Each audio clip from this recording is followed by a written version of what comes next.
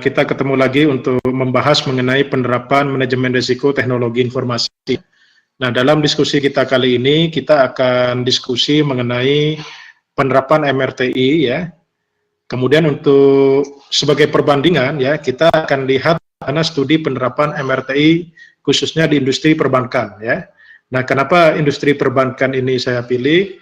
Karena memang industri perbankan adalah highly regulated dan memiliki kewajiban untuk menerapkan manajemen risiko teknologi informasi. Baik, perkenalkan, nama saya Abdurrahman, ya. Ada beberapa lembaga yang saya kelola, diantaranya adalah perguruan tinggi STIMIK Bandung, ada STIMIK Bandung Bali, kemudian ada perusahaan IT PT Solmit Bangun Indonesia, dan perusahaan di bidang konsultansi, ya, perbankan itu PT Andalusia Performa Internasional, kemudian ada PT Ukhuwah Bangun Persada, dan beberapa yayasan yang saya kelola, ya. Baik, selama 20 tahun saya memiliki beberapa pengalaman, baik diantaranya IT Consulting, kemudian GRC, ya, Governance, Risk and Compliance, Strategic and Project Management, kemudian pengembangan piranti lunak untuk beberapa industri, ya. Nah, saat ini mitra kami lebih banyak di banking dan finance, ya, kurang lebih 80%, kemudian di telekomunikasi kurang lebih ada 5%, mining and manufacture 5%, government, kemudian service perusahaan industri yang lainnya, ya. Ada 3 hal yang akan kita diskusikan pada siang hari ini, ya. Pertama adalah kerangka penerapan manajemen risiko TI, yang kedua ruang lingkup dan proses MRTI, kemudian yang ketiga adalah bagaimana kita membangun penilaian risiko teknologi informasi, ya. Baik, sekarang kita masuk pada kerangka penerapan manajemen risiko teknologi informasi, ya. Baik, teman-teman sekalian, ya, ada apa referensi yang bisa kita gunakan untuk implementasi IT risk management, ya. Antara lain adalah COVID-5 yang dikeluarkan oleh ISAKA, ya. Ada juga yang lain, misalkan ISO terkait dengan IT risk management atau terkait dengan risk management framework. Kemudian terkait dengan studi yang sekarang kita bahas di perbankan mengenai penerapan manajemen risiko IT, bisa merefer pada POJK nomor 38 POJK.03/2016 tentang penerapan manajemen risiko dalam penggunaan teknologi informasi, ya, oleh Bank Umum, ya. Kemudian POJK nomor 18 POJK 03/2016 tentang penerapan manajemen risiko bagi Bank Umum. Mohon maaf salah ketik, ya. Nah, kenapa kita membutuhkan MRTI, ya? Nah, sebagaimana kita ketahui bahwa dalam revolusi industri 4.0 yang sekarang, ya, banyak industri yang berkembang dengan pesat, ya. Apalagi dengan ditunjang e-commerce, ya.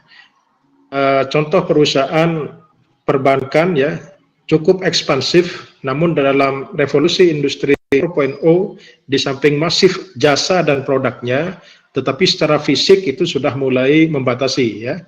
Kita lihat di perusahaan perbankan di dunia, ya, itu ekspansi secara fisik dalam arti buka kantor cabang, kantor wilayah, termasuk di Indonesia itu sudah mulai stagnan, ya.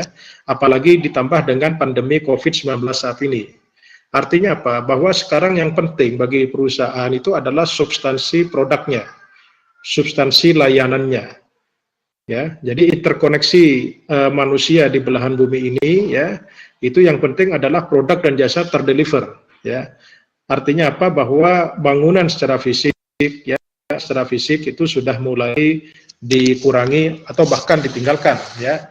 Jadi di dalam revolusi industri 4.0 itu koneksi dalam berbagai hal, digitalisasi dalam berbagai hal, ditambah dengan pandemi COVID-19 ini telah menegaskan bahwa pemanfaatan IT itu sudah menjadi suatu kewajiban, ya, menjadi suatu kewajiban bagi perusahaan, ya. Jadi menjadi suatu kewajiban, bahkan menjadi hal yang tidak normal, ya, kalau perusahaan tidak menggunakan atau mengoptimalkan pemanfaatan IT, ya.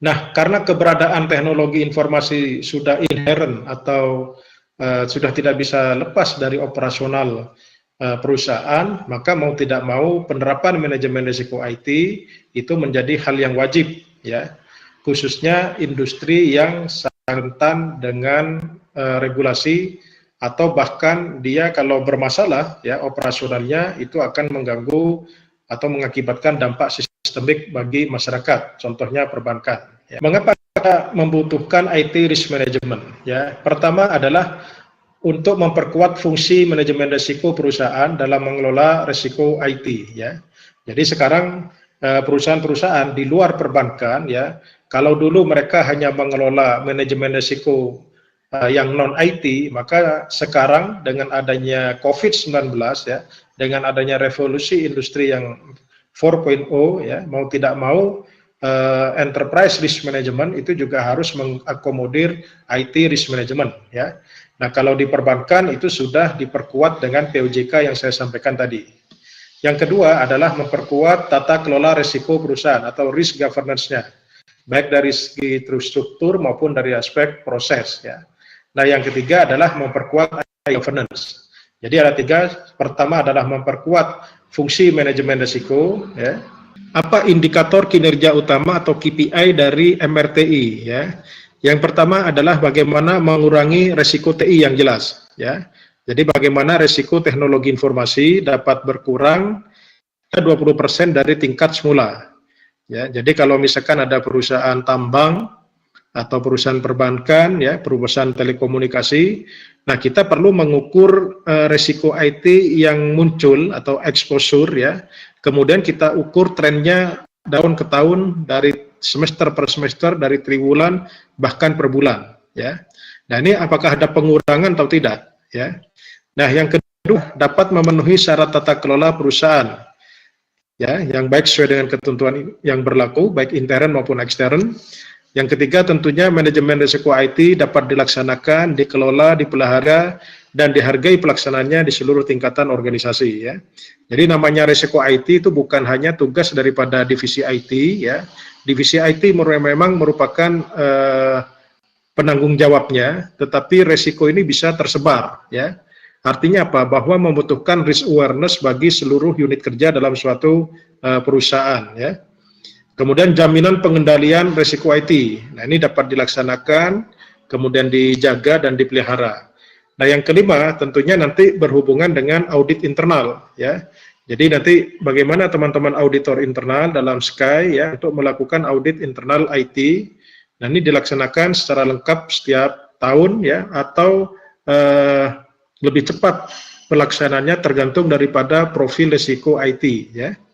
Nah, filosofis penerapan manajemen risiko TI, ya, ada dua aspek. Pertama adalah dari sisi platform IT governance, yang kedua adalah dalam kerangka penerapan manajemen risiko teknologi informasi itu sendiri, ya. Untuk platform itu sendiri, ya, ini dalam industri perbankan, dalam industri telekomunikasi atau yang lainnya yang ada regulasinya terkait dengan penerapan manajemen risiko, bahwa penerapan MRTI itu tidak hanya sekedar memenuhi kebutuhan regulasi, ya, tetapi juga mendukung pencapaian kinerja perusahaan melalui pemanfaatan IT.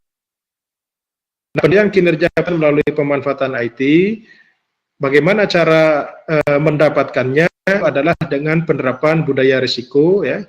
Dan kita mengadopsi best practice yang dilakukan berbagai perusahaan, ya. Nah, yang kedua tentunya pemenuhan regulasi dalam konteks comply dengan ketentuan regulator.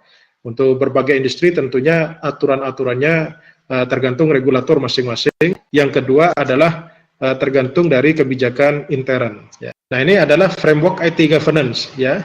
Framework IT governance digabungkan dengan risk management dan compliance. Jadi saya singkat GRC, ya. Nah, ini GRC merupakan suatu framework, ya, atau terminologi yang relatif baru, bagaimana mengintegrasikan data kelola IT, kemudian manajemen risiko IT, dan kepatuhan terhadap IT, ya, kepatuhan terhadap ketentuan baik yang diatur oleh regulator maupun ketentuan internal suatu perusahaan, ya. Nah, di IT governance, ya, itu tidak bisa lepas kita untuk menetapkan kebijakan-kebijakan yang ada atau policy, ya, kemudian risk peta, selera resikonya seperti apa dari IT, ya, kemudian struktur kebijakannya, key objektifnya apa, ya, strategi bisnisnya, ya, kemudian key risk indikator IT-nya seperti apa, termasuk KPI dan risk culture ya. Nah, di IT risk management ya itu terkait dengan proses manajemen risiko ya, dari identifikasi, assessment, risk response, termasuk bagaimana melakukan aktivitas pengendalian ya. Nah, dari sisi IT compliance ya, ini adalah perpaduan antara teman kepatuhan dan audit ya, untuk melihat dari aspek dua ya, deviation analysis dan deficiency analysis ya. Nah, deviasi itu adalah terkait dengan apakah praktek yang telah dilakukan oleh teman-teman internal perusahaan terkait dengan pemanfaatan IT sudah sesuai nggak dengan ketentuan internal ya.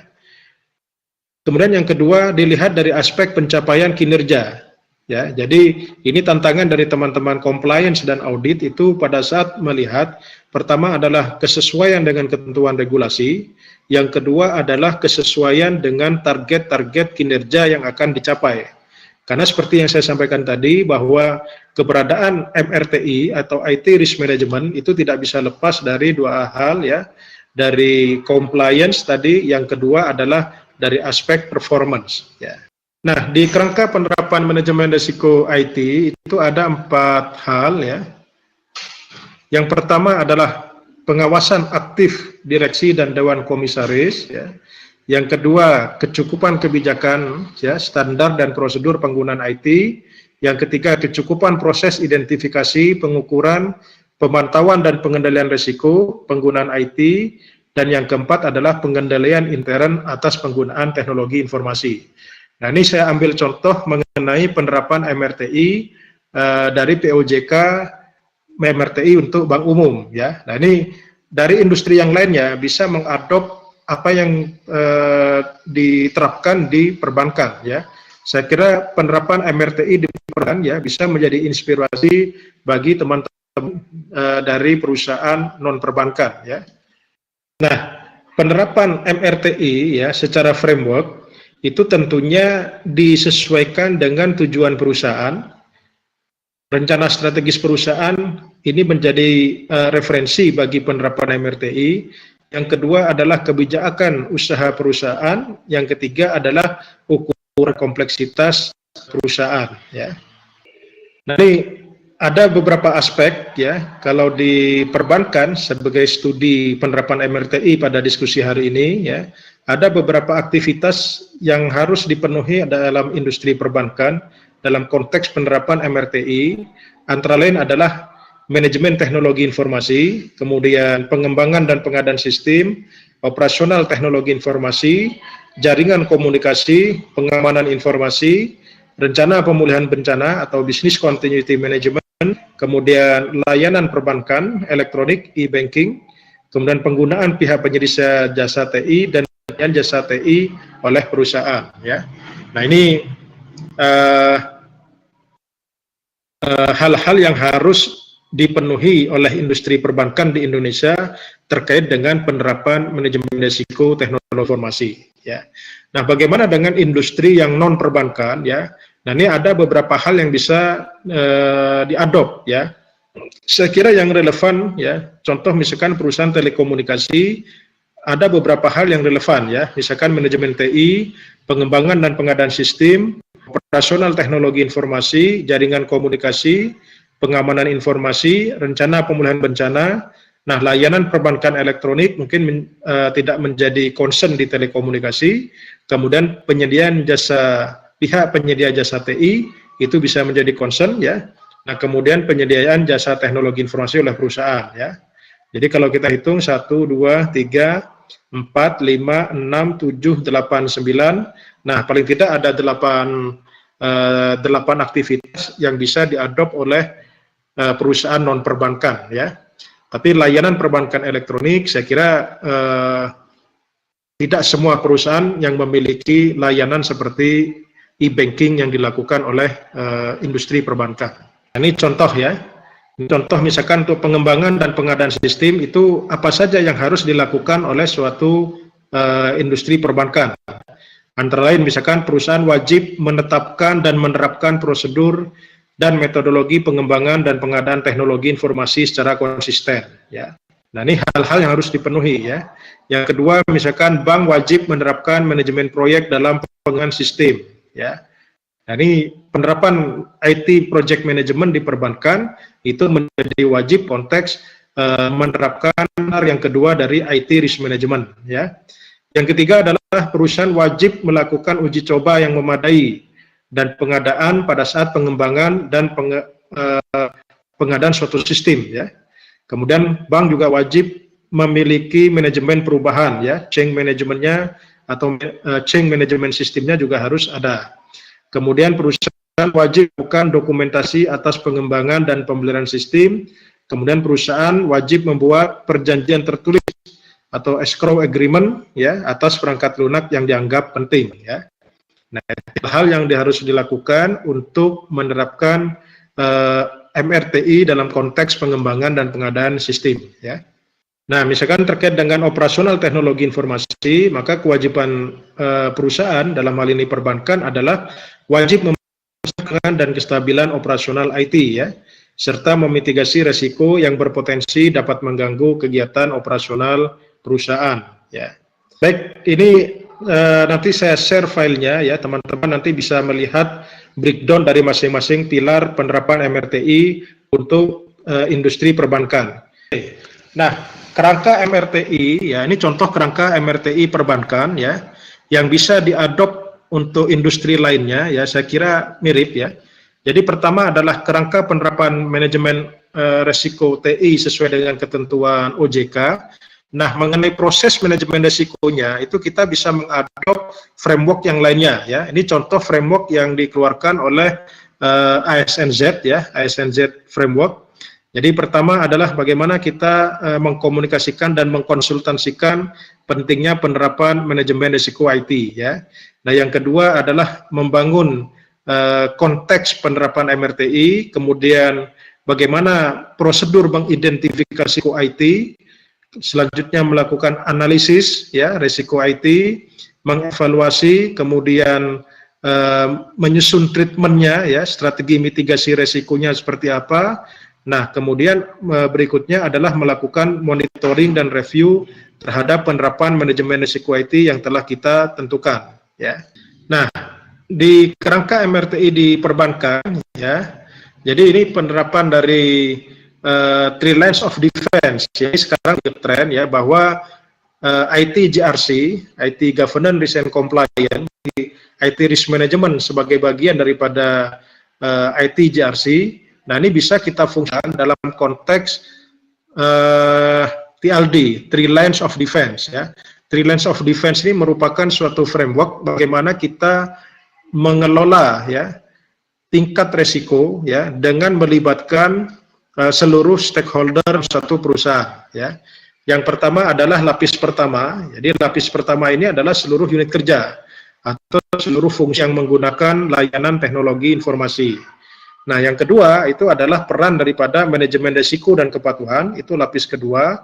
Lapis ketiga itu adalah di expose-nya atau audit. Nah, di audit ini itu ada audit internal, ada audit eksternal ya. Nah, di lapis pertama ya, sebagai pengguna layanan jasa TI ya, nah mereka harus melakukan pengendalian yang kondusif ya. Nah, bagaimana dia bisa mengendalikan secara kondusif? Tentunya dia harus mengetahui ya risk isu yang ada di dia ya. Contoh misalkan divisi SDM ya, di divisi SDM itu risk isunya apa aja terkait dengan penggunaan IT. Di DT apa saja, divisi kredit di perbankan apa saja misalkan ya, divisi umum terkait dengan layanan apa saja. Nah, itu harus diidentifikasi ya. Nah, yang kedua, risiko dan kepatuhan itu fokus pada mengembangkan dan memantau manajemen risiko ya. Jadi identifikasi di awal itu harusnya oleh teman-teman risk unit ya.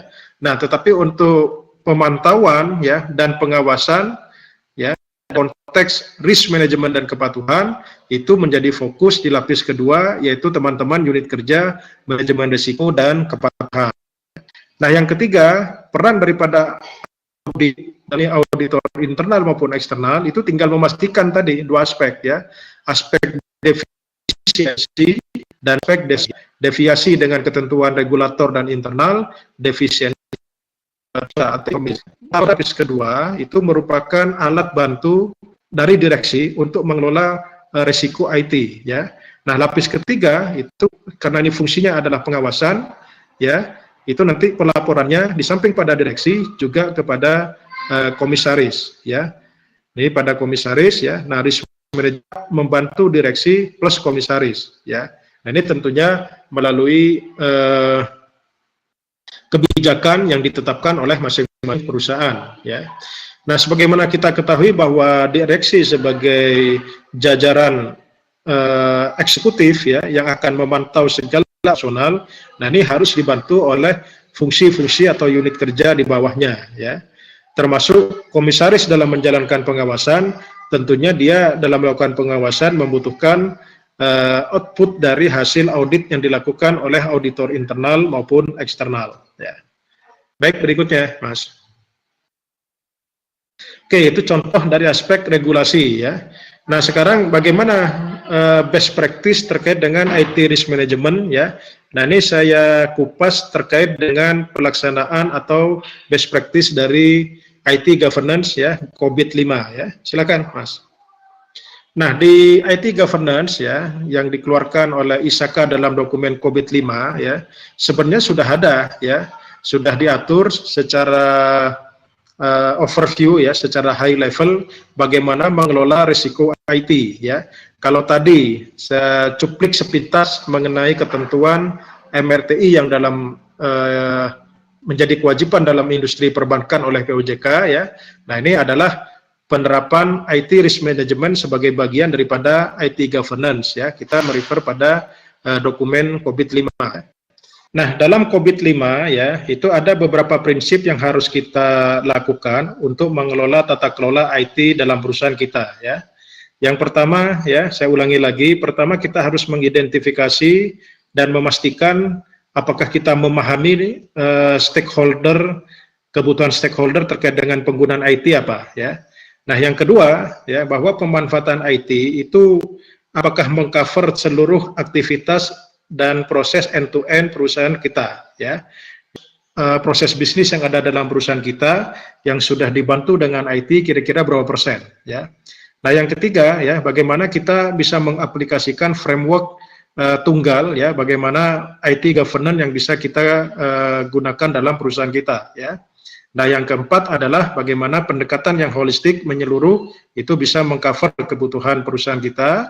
Nah, yang kelima adalah bagaimana kita tata kelola perusahaan kita terkait dengan tata kelola IT itu bisa harus didefinisikan secara jelas ya, yaitu dengan prinsip tarif ya, transparansi, kemudian akuntabilitas pengelolaan IT-nya seperti apa, responsibility-nya juga harus jelas ya, kemudian fairness-nya ya, keadilan, fairness atau kewajaran ya, kewajaran penggunaan IT-nya nanti seperti apa ya, dan yang keempat adalah yang kelima integritas ya. Oke, berikutnya Mas Ruslan. Nah, ini contoh integrasi standar dan kerangka kerja lain dalam COVID-5 ya.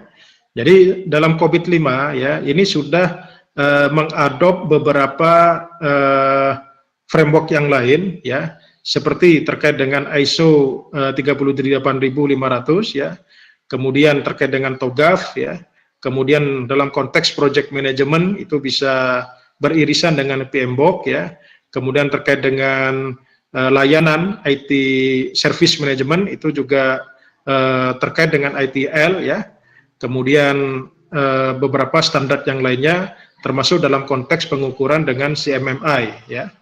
Oke, berikutnya Mas. Next, Mas. Nah, ini ada driver, ada 7 kategori driver dalam COVID-5 ya. Pertama adalah mengenai prinsip kebijakan dan framework ya. Yang kedua, proses-proses yang ada dalam IT governance, kemudian struktur organisasi. Nah, yang keempat itu adalah masalah budaya ya, culture, ethics dan behavior. Kemudian information ya. Kemudian service, infrastructure, and application. Nah, kemudian adalah pelakunya, yaitu people, skill, and competency. Ya. Oke, berikutnya. Nah, ini bagaimana cara mengukur ukuran daripada COVID-5 ya. Nah, ini mirip-mirip dengan COVID versi sebelumnya ya. Kalau COVID versi sebelumnya kita kenal ada incomplete ya sampai dengan optimizing ya. Nah, ini konversinya seperti apa? Nah, ini ada perbedaan ya. Nah, misalkan untuk perform di sini ada proses performance ya. Untuk manage itu ada dua, ada performance, ada work product management ya. Di establish itu ada dua, ada definition dan deployment. Kemudian di predictable itu ada measurement and control. Nah, optimizing itu ada dua aspek, innovation dan optimization ya. Oke, berikutnya Mas. Next. Halo. Next Mas Rusnan.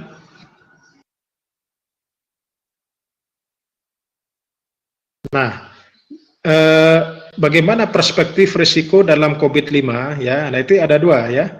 Jadi terkait dengan 7 aspek pemicu atau driver dalam penerapan IT governance. Nah, di sini ada perspektif fungsi risiko ya.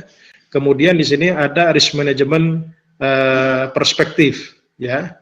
Jadi di COVID-5 sebenarnya sudah diatur ya, bagaimana mengelola IT risiko dari dua perspektif ya, dari aspek function, yang kedua adalah dari aspek manajemen ya. Nah, dari aspek function apa yang dilakukan ya? Nah, di sini adalah bagaimana kita membangun ya, mengelola fungsi risiko ya dalam suatu perusahaan menggunakan hal-hal yang diatur dalam COVID-5 ya. Nah, dalam konteks risk management perspektif ya, di sini adalah bagaimana tata kelola risiko dan manajemen risiko ya, baik dari proses dan skenarionya itu juga diatur ya. Nah, hanya kalau bicara dengan COVID ya, itu adalah bisa diterapkan untuk berbagai industri. Nah, kalau misalkan dalam industri perbankan, maka ini bisa dipadukan ya antara pelaksanaan ataupun risk function perspektif dengan IT risk management yang diatur oleh regulator. Oke, berikutnya Mas.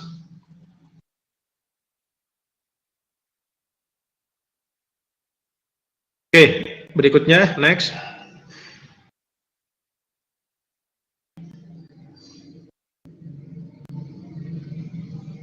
Oke, next. Nah, ini ya. Nah, di risk management, di prinsip dalam pengelolaan risiko yang diatur dalam COVID-5 ya. Yang pertama adalah bagaimana kita mengetahui objektif dari perusahaan kita. Ya. Sama dengan tadi, di ASNZ juga sama. Kalau di ASNZ itu istilahnya konteks ya. Nah, kalau di sini adalah enterprise objektif ya. Kalau dalam regulasi tadi, di regulasi MRT untuk perbankan ya, itu juga sama ya. Bagaimana pengawasan aktif Dewan Komisaris dan direksinya. Yang kedua, IT risk management itu juga harus alignment dengan enterprise risk management. Nah, ini teman-teman ya, jadi teman-teman juga sebelum mengimplementasikan IT risk management, itu IRM-nya seperti apa, enterprise risk management-nya.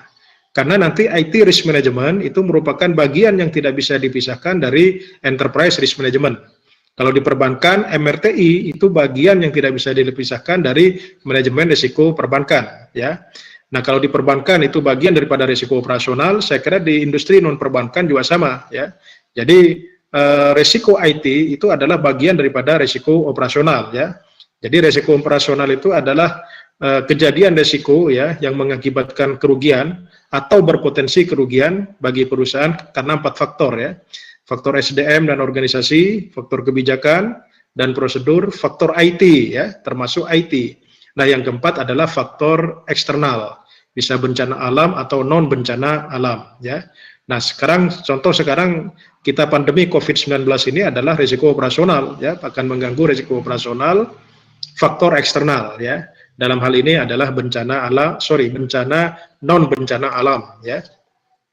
Nah, kenapa IT risk management harus merefer pada enterprise risk management ya, supaya nanti standar ya, jangan sampai dalam suatu perusahaan standar yang dikeluarkan oleh IRM enterprise risk management itu berbeda dengan standar dari IT risk management ya, dalam konteks misalkan proses manajemen risikonya, tapi mengenai fokusnya tentunya disesuaikan dengan karakteristiknya ya. Nah, yang ketiga itu kita harus menyeimbangkan ya, harus memperhatikan cost and benefit daripada IT risk ya. Jadi IT ini kan merupakan investasi ya, namanya investasi, maka tidak bisa lepas dari cost and benefit analysis ya. Jadi tetap itu harus diperhatikan ya. Sehingga pengelolaan risiko IT itu tidak bisa lepas dari cost and benefit ya. Nah, seperti yang saya sampaikan di awal bahwa karena IT ini merupakan investasi ya, maka harus dipastikan bahwa pengelolaan risiko IT itu disesuaikan atau alignment dengan kinerja atau target dari perusahaan ya.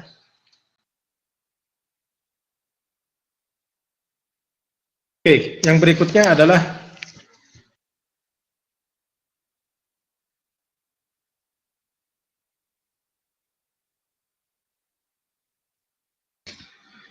nah, ini bagaimana kita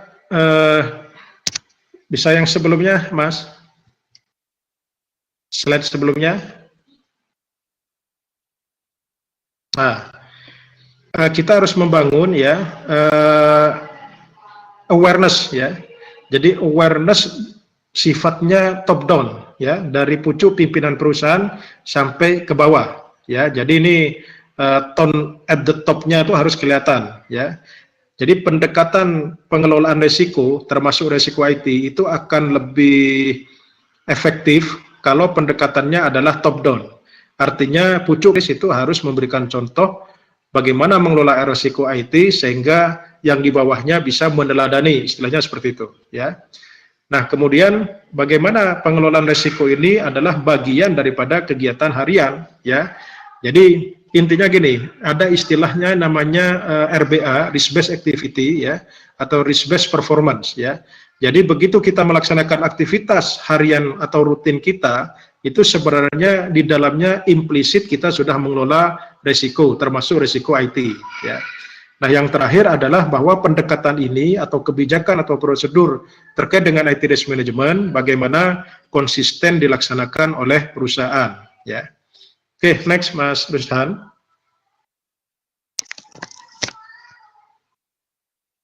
Next. Nah ini terkait dengan pengelolaan IT risk management ini tersebar dalam beberapa domain ya dalam COVID-5 ya. Katakanlah di domain evaluate, direct and monitor ya, itu ada di EDM 01 ensure governance framework setting and maintenance ya. Di sini ada terkait dengan IT risk management juga. Nah, ini terkait juga bagaimana memastikan benefit daripada delivery ya. Kemudian terkait dengan bagaimana kita memastikan bahwa transparansi dari stakeholder dalam penggunaan IT ya, itu juga terekspos ya. Kemudian di APO, Align, Plan and Organize ya, itu ada tersebar di beberapa activity ya. Antara lain adalah di manage strategy ya, kemudian di manage quality, kemudian manage budget and cost ya, manage human resource ya, kemudian di build, acquire and implement itu ada manage knowledge ya. Nah, kemudian di monitor, evaluate dan assess itu semua aktivitas itu tidak bisa lepas dari pengelolaan risiko IT ya. Oke, berikutnya Mas. Nah, ada proses di COVID-5 yang sangat terkait dengan pengelolaan risiko IT, yaitu di EDM 03, yaitu ensure risk optimization, ya, untuk memastikan bagaimana pengelolaan risiko dilakukan secara optimal. Yang kedua adalah mengelola risiko di APO 12. Nah, ini yang secara eksplisit terkait dengan IT risk management, ya. Jadi saya ulangi lagi bahwa IT risk management itu adalah bagian yang tidak bisa dipisahkan dari IT governance, ya. Nah, kemudian IT risk management juga tidak bisa kita pisahkan dari enterprise risk management. Oke, berikutnya, Mas.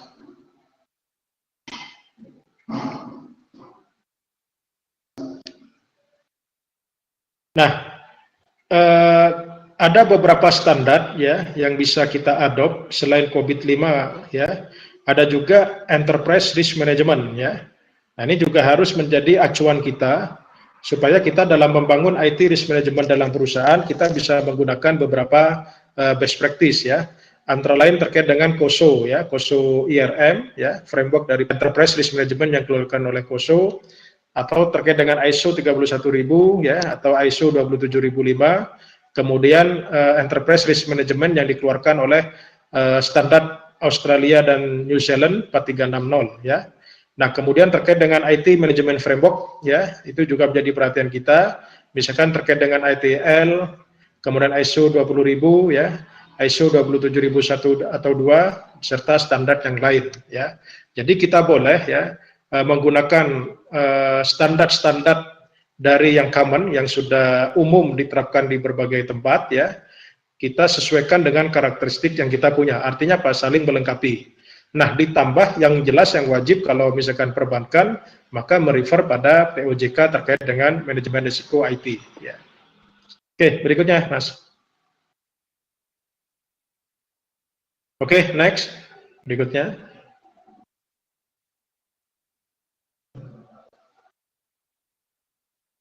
Berikutnya, Mas Rusan.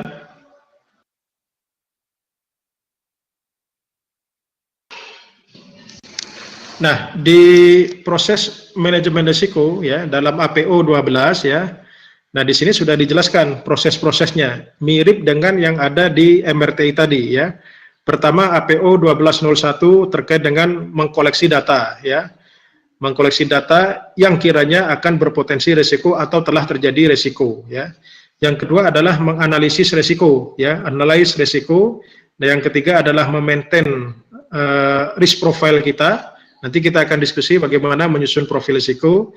Nah, yang keempat adalah melakukan pengukuran ya, penghitungan daripada risiko kita ya. Kemudian mendefinisikan action plan terkait dengan pengelolaan risiko ya.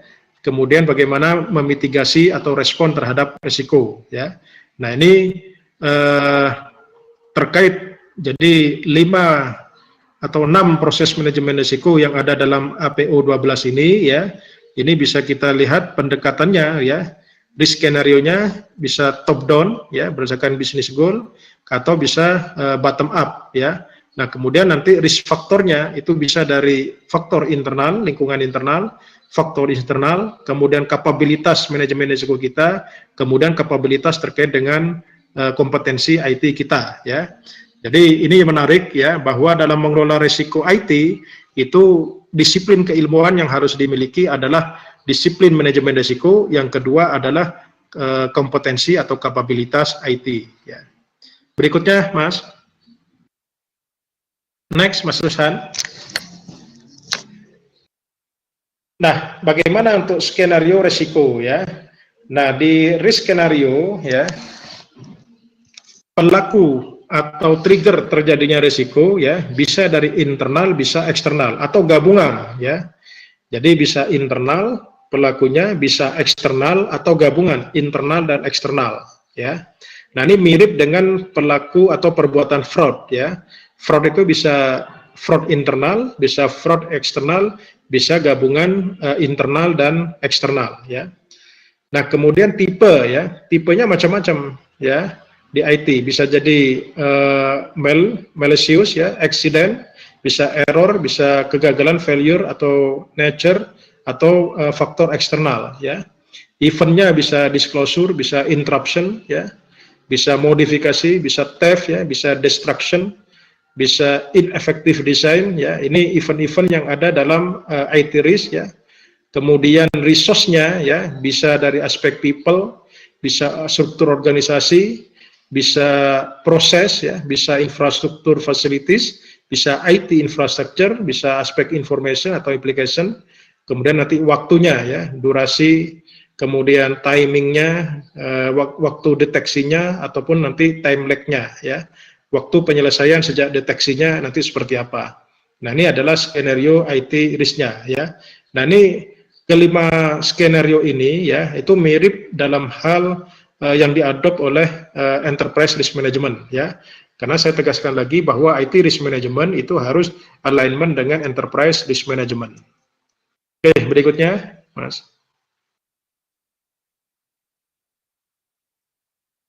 Nah, ini hierarkinya ya, dari risk skenario ya. Tadi dari skenario risiko, kemudian kita analisis risikonya sehingga muncullah risk mappingnya ya. Kemudian bagaimana nanti risk exceeding dan risk appetite-nya, kemudian responnya seperti apa atau mitigasinya. Nah, risk response ya di sini ada beberapa opsi ya. Jadi ada avoid, apakah kita hindari, mitigasi, kita terima ya, kemudian melakukan mitigasi, kita terima dengan berbagai catatan atau kita transfer pada pihak lain ya. Avoid, mitigate, accept ataukah transfer ya. Kemudian parameternya apa untuk melakukan risk response ini? Tentunya yang pertama adalah efisiensi ya. Yang kedua exposure ya, kerugiannya sejauh mana? Tingkat kerugian yang dialami oleh perusahaan kita itu harus kita ukur ya. Apakah nanti kerugiannya kita berbagi ataukah nanti ditanggung tunggal oleh perusahaan. Berbagi bisa jadi dengan internal pegawai kita yang melakukan exposure risiko IT ataukah dengan pihak eksternal ya. Nah, kemudian adalah bagaimana kemampuan untuk implementasi. Nah, ini terkait dengan risk response-nya. Mampu nggak untuk mengimplementasikan ya. Jangan sampai nanti risk response-nya itu tidak mampu kita implementasikan ya. Sambil contoh untuk di IT ya, kemarin saya ada webinar juga sesi siang, ada salah satu perusahaan bahwa dalam kondisi pandemi COVID-19 ya, ada beberapa inisiatif IT yang akan tereksposur risiko ya. Contoh misalkan upgrade mesin server lah ya. Jadi ada salah satu perusahaan akan upgrade mesin server, katakanlah mesin S400 ya. Tapi karena dia harus impor ya dari IBM katakanlah. Nah, ini dalam kondisi pandemi COVID-19 akan terjadi delay ya. Atau nanti tenaga ahlinya ada yang dari luar ya. Karena pandemi maka dari luar negeri datang ke Indonesia agak terbatas, atau ekspatriat yang sudah ada di Indonesia tapi pergi ke daerah lain juga agak kesulitan. Nah, ini kapabilitas respon kita seperti apa ya. Nah, kita harus membuat skenario continuity manajemennya, bisnis continuity manajemennya kalau kondisi seperti ini terjadi ya. Nah, yang keempat ukurannya adalah efektivitas ya. Jadi apapun IT risk response kita ya, parameter yang bisa kita lakukan, pertama adalah efisiensi, yang kedua ukuran kerugiannya atau exposure, yang ketiga kapabilitas mengimplementasikan, yang kelima adalah aspek efektivitas ya. Jadi risk response ini apapun pilihannya ya, apakah kita avoid, mitigate, accept ataupun transfer, itu ukuran parameternya 4 ini ya. Nah, baru kita melakukan risk response ya. Nah, kemudian kita melakukan prioritisasi ya. Nah, cara memprioritaskan dari mana ya? Nah, ini dari risk mapping kita. Apakah low priority, normal priority ataukah high priority ya. Nah, mungkin pada diskusi berikutnya, mungkin bukan pada hari ini ya, kita akan diskusi bagaimana kita melakukan risk mapping ya.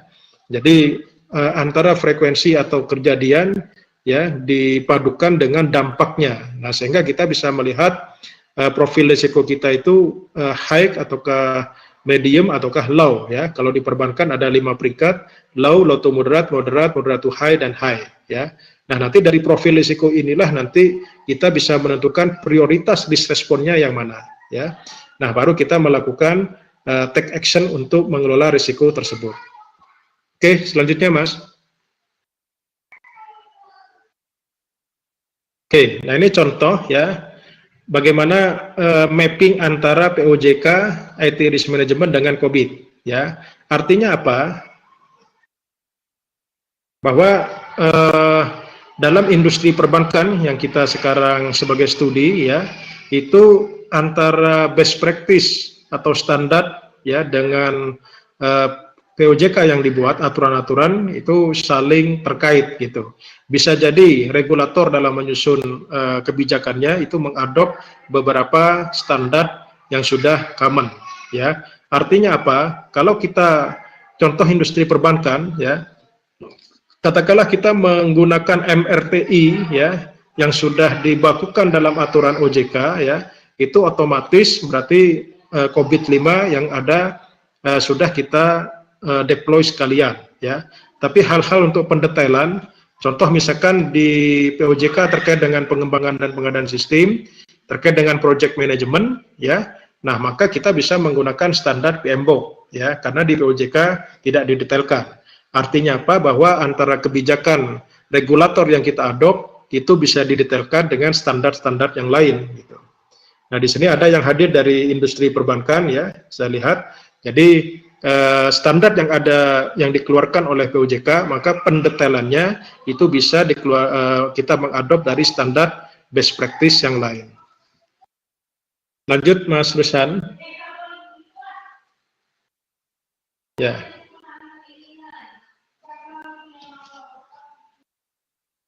Ya, lanjut Mas. Oke, sekarang bagaimana ruang lingkup dan proses manajemen risiko TI perbankan? Ini sambil contoh yang cukup regulated, ya, itu adalah perbankan, dan di perbankan sudah ada aturannya, sehingga ini bisa menjadi studi bagi teman-teman yang bekerja di non perbankan. Oke, lanjut Mas.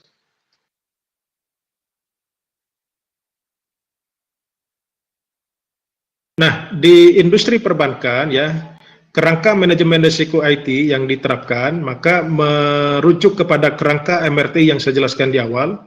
Kemudian terkait dengan IT risk governance, ya, ini tidak bisa lepas dari structure, proses, dan outcome.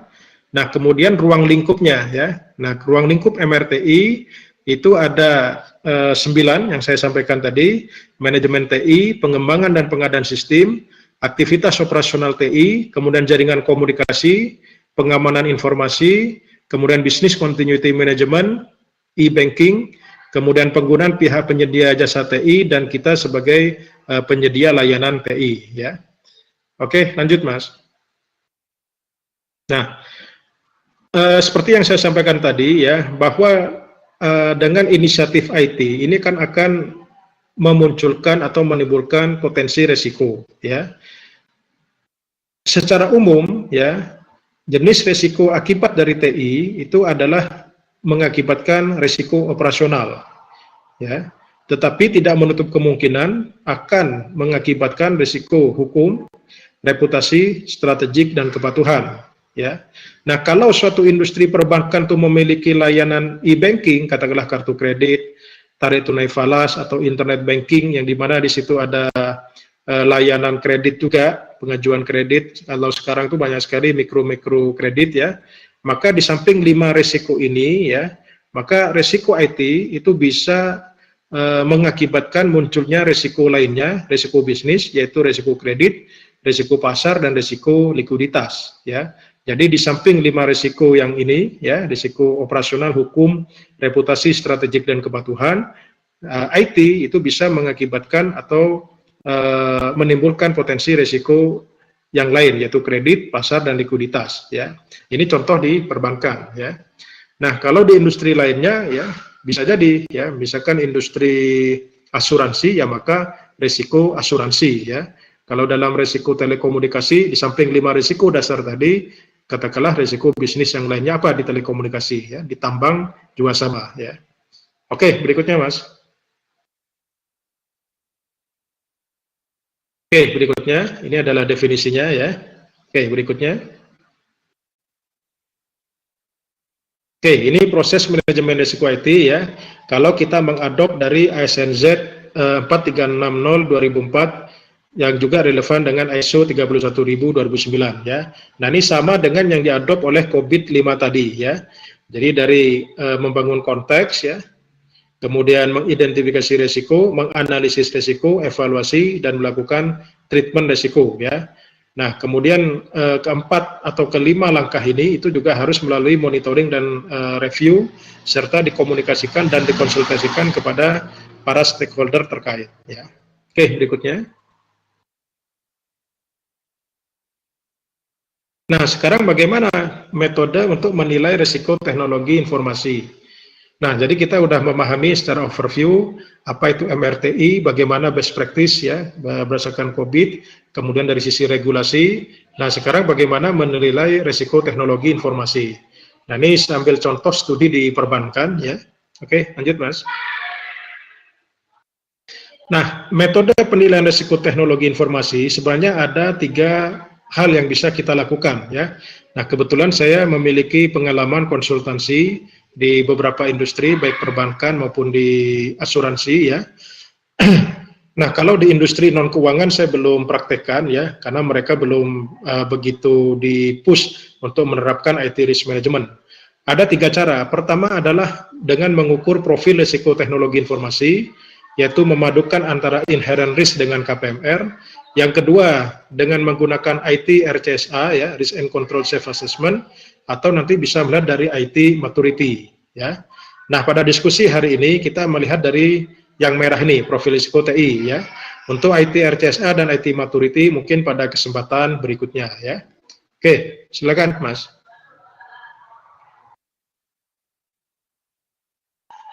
Nah, profil risiko TI, ya, kalau kita ambil studi di perbankan, jadi untuk risiko inherentnya itu bisa kita adopt dari POJK 38, ya.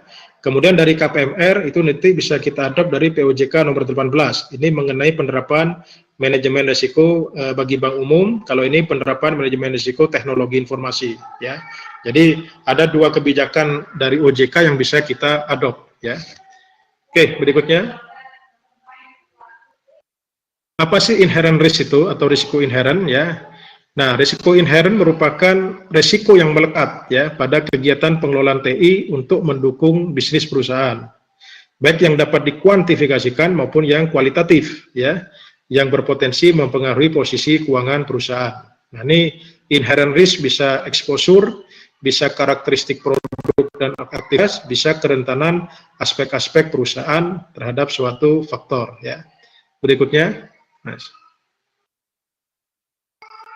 Nah, kalau KPMR atau kualitas penerapan manajemen risiko, ya, ini terkait dengan pengawasan aktif dari pimpinan divisi atau pengawasan aktif dari Dewan Komisaris dan Direksi, ya.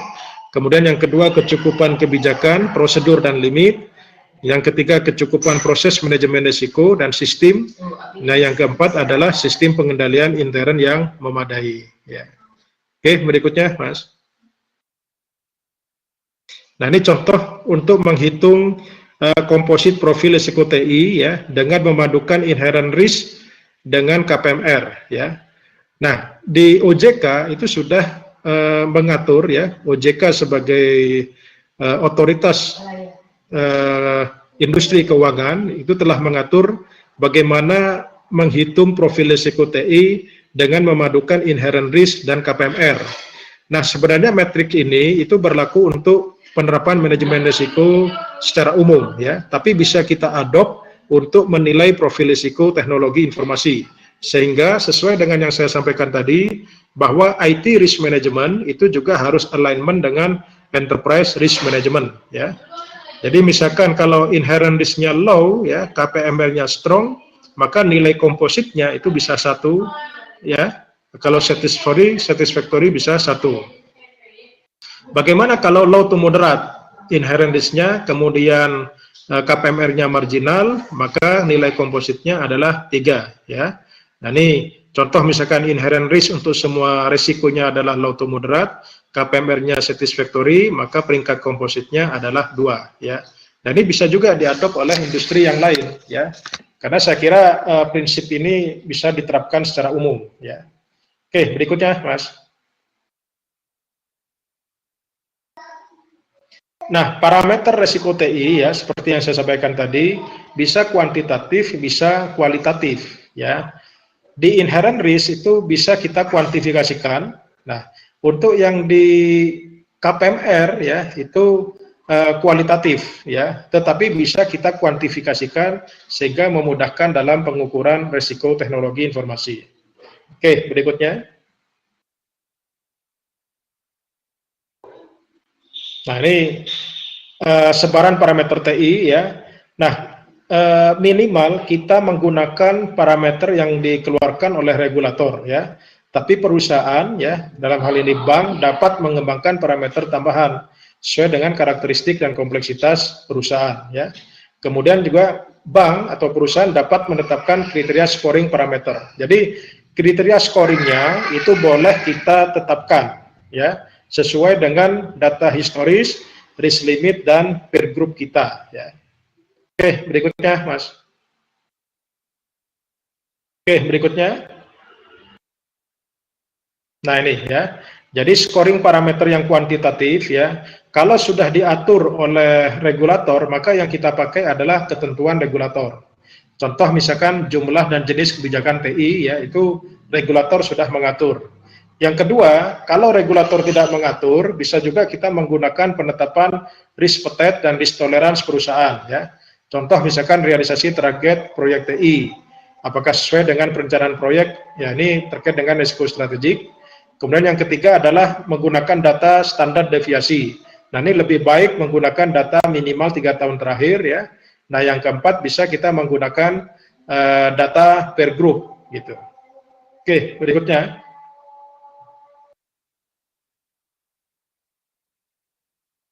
Nah, kita bisa menggunakan sistem pembobotan ya dalam penghitungannya. Contoh misalkan risiko operasional ada beberapa area MRTI ya. Ada manajemen TI, pengembangan ya, risiko hukum ya, risiko strategik, katakanlah risiko operasional kita berikan bobot 30%, risiko hukum, strategik dan kepatuhan masing-masing 15%, risiko reputasi misalkan 25% ya, total 100%. Oke, berikutnya, Mas. Nah, ini contohnya ya, misalkan risiko operasional, manajemen TI, katakanlah nilainya 2, pengembangan dan pengadaan 2 ya, sehingga total skornya 2,64 ya. Nah, ini kita nanti bisa membuat rank ya, 2,64 itu masuk peringkat resiko berapa? Misalkan moderat ya. Resiko hukum juga sama, risiko strategik, risiko kepatuhan dan risiko reputasi ya. Oke, berikutnya.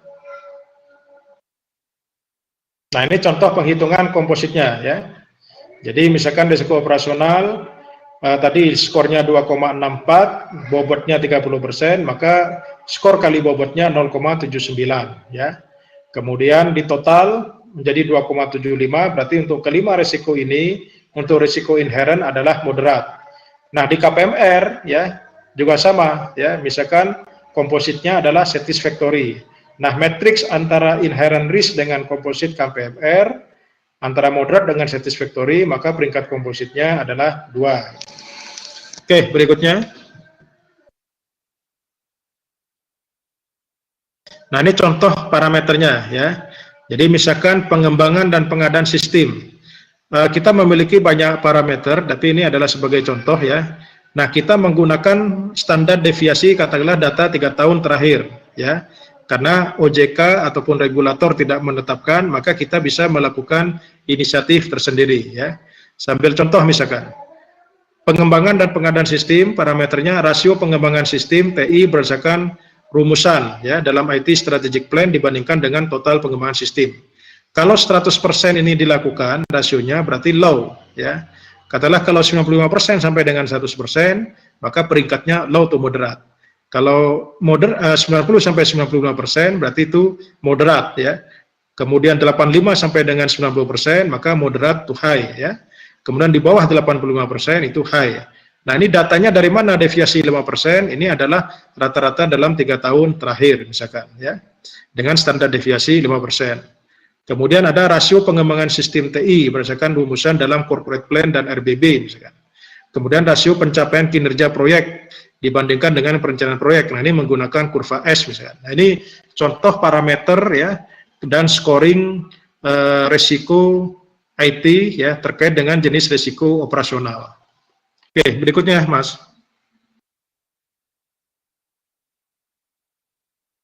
Nah, sekarang kita masuk pada risk capacity, risk appetite, dan risk tolerance ya. Oke, berikutnya.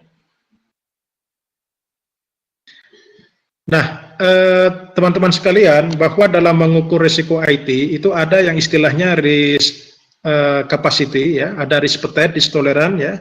Nah, ini merupakan risk limit ya. Jadi namanya risk capacity ya, itu adalah total kerugian maksimal yang dapat diterima oleh perusahaan ya. Sambil contoh misalkan, bahwa dengan adanya pandemi COVID-19 ini ya, maka pemanfaatan IT di perbankan misalkan risk capacity-nya adalah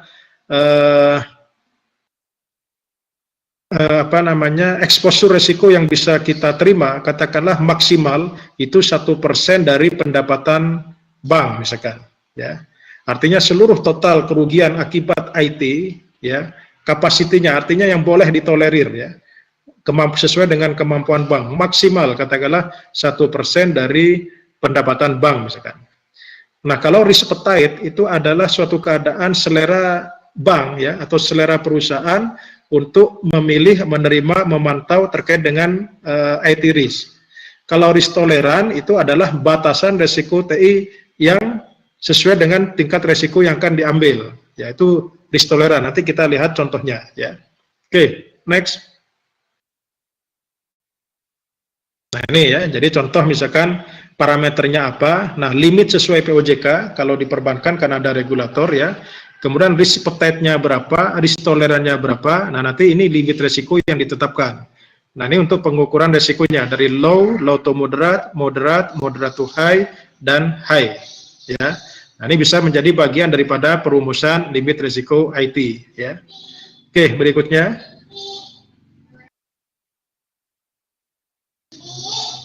Berikutnya, Mas. Nah, apa itu low, low to moderate, moderate, moderate to high, dan high ya. Nah, ini kalau low artinya adalah bahwa transaksi atau risk exposure itu jauh dari batas risk appetite dan risk toleran bank. Berarti transaksi atau exposure-nya sangat kecil pengaruhnya terhadap posisi pendapatan atau permodalan perusahaan. Artinya dampaknya ya dengan adanya resiko IT itu sangat kecil. Nah, ukurannya apa? Itu terkait dengan posisi pendapatan dan atau permodalan perusahaan. Ya. Nah, ini tergantung nanti masing-masing karakteristik perusahaan. Kriteria low itu berapa persen? Low to moderate katakanlah berapa persen, moderate, moderate to high, dan high. Ya. Oke, berikutnya. Abi, mana betul-betul gasak? Nah, bagaimana kita mempertimbangkan menyusun IT sama. Dasar pertimbangan penetapan IT risk appetite ini tentunya merefer pada visi, misi, dan rencana strategis perusahaan. Ya. Yang kedua, rencana bisnis perusahaan, kemudian proyeksi kondisi ekonomi, kemudian yang keempat adalah tingkat permodalan perusahaan. Nah, ini dengan adanya pandemi COVID-19 ya, saya yakin banyak perusahaan yang melakukan rebaseline terkait dengan rencana bisnisnya untuk di tahun ini. Nah, tentunya itu menjadi referensi untuk menetapkan IT risk appetite kita, ya. Jadi banyak proyek-proyek yang mungkin dipending ya, atau nanti dipending untuk tahun depan ya, atau malah di cancel ya, karena tidak menjadi prioritas lagi dalam kondisi krisis oleh pandemi COVID-19 ini. Nah, ini tetap menjadi referensi untuk menentukan IT risk appetite ya. Nah, yang kedua adalah tingkat permodalan perusahaan, kemampuan permodalan kita seperti apa ya. Kalau kemampuan permodalan kita kecil, tentunya risk appetite kita juga kecil, ya. Termasuk rencana proyeksi kondisi ekonomi saat ini, ya. Nah, dengan kondisi bisnis oleh COVID-19 seperti ini, core bisnis kita terganggu atau tidak, gitu. Oke, berikutnya. Nah, ini proses penetapan limit risiko TI, ya. Ada usulan limit risiko TI nanti oleh divisi TI, ya. Kemudian ada kajian limit risiko TI oleh divisi manajemen risiko, kemudian dibawalah ke komite manajemen risiko, baru persetujuan direksi. Nah, ini contoh dalam industri perbankan ya. Ini bisa diadop untuk industri lainnya, tinggal disesuaikan dengan struktur organisasinya ya. Jadi kalau di perguruan tinggi misalkan usulan limit risikonya oleh divisi IT, oke. Nah, kajian limit risikonya oleh di SPMI misalkan, Satuan Penjaminan Mutu Internal dalam Perguruan Tinggi. Nah, kemudian rektor atau ketua nanti bisa menyusun komite manajemen risiko ya, yang merupakan gabungan daripada SPMI, misalkan kepala program studi ya, dan unit kerja lainnya ya. Baru nanti disetujui oleh rektor ataupun pimpinan perguruan tinggi ya. Oke, next.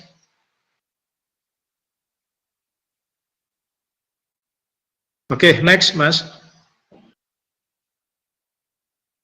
Oke, next. Next. Oke.